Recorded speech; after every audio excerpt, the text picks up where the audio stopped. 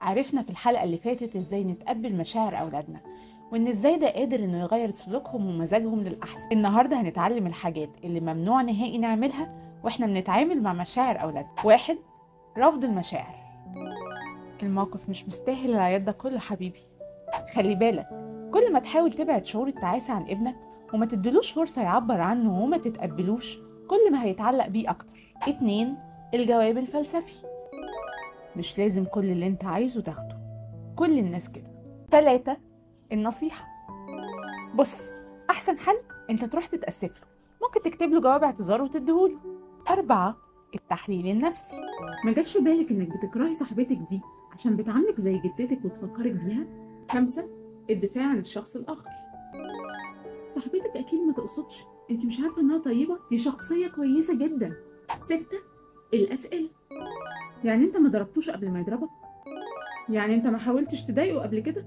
الست طرق اللي فاتوا بتخلي ابني يحس بشعور سيء فوق الشعور اللي حاسه اصلا، واحيانا كمان بتنقله انه المفروض يدخل في جدال عشان يدافع عن نفسه ضد الكلام اللي انت بتوجهه له من الطرق دي، وكمان بتخلينا نحرم ولادنا من تجربة مواجهة مشاكلهم بنفسهم.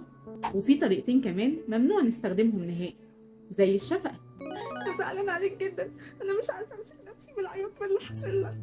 اما الطريقه التانيه فهي رد الفعل المتعاطف. واضح انها مأساة وتجربه صعبه جدا جدا.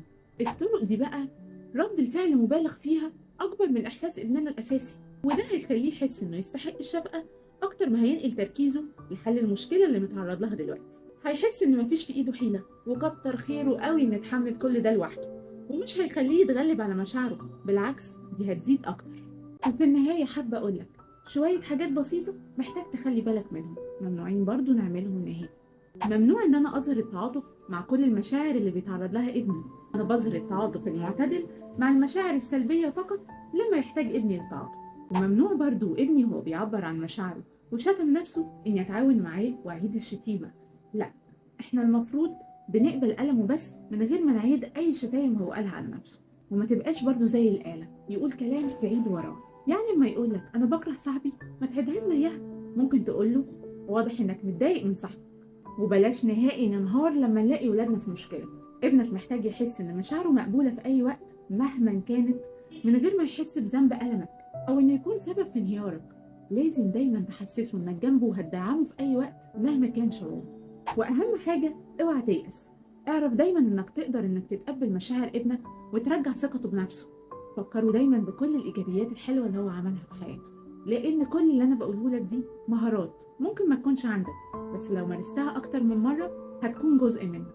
وكده احنا خلصنا فقره النهارده، استناكم الحلقه الجايه عشان اعرفكم ليه النصيحه ممنوعه هنا. اشوفكم على خير.